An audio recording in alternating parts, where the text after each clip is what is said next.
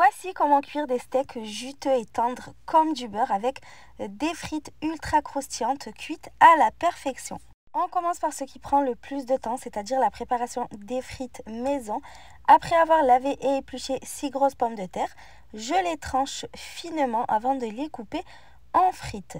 On essaye de toutes les couper dans plus ou moins la même épaisseur pour une cuisson uniforme. Je vais ensuite assaisonner mes steaks, donc j'en ai pris 3. Je mets du sel et du poivre.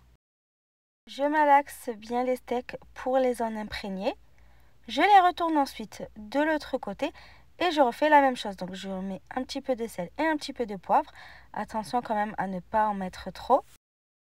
Quand l'huile de friture est bien chaude, on va y plonger nos frites.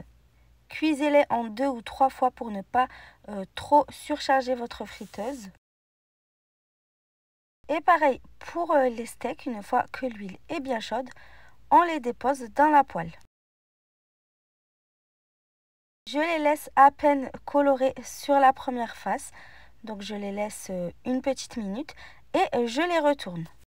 J'ajoute ensuite une généreuse noix de beurre que je laisse bien fondre dans la poêle. Et une fois que le beurre est bien fondu, je vais m'en servir pour arroser mes steaks tout au long de la cuisson. Quand les frites commencent tout juste à colorer, on les retire immédiatement de l'huile.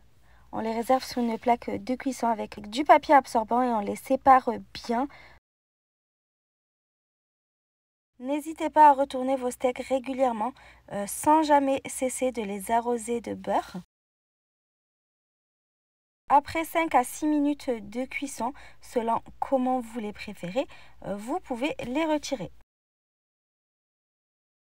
Pendant que mes frites pré-cuites refroidissent, je prépare l'assaisonnement. Donc, dans un petit bol, je mets du sel, du poivre, de l'ail en poudre, du persil séché.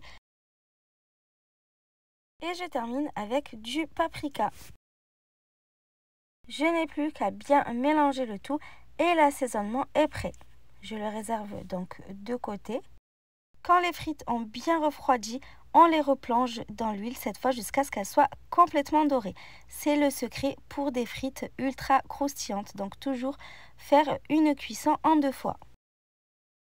Vous n'avez plus qu'à déguster votre délicieux steak frites. N'oubliez pas d'assaisonner vos frites avec le mélange préparé au préalable. Les steaks sont super tendres, juteux, juste excellents. J'espère vraiment que cette recette vous a plu et que vous serez nombreux à l'essayer. À bientôt!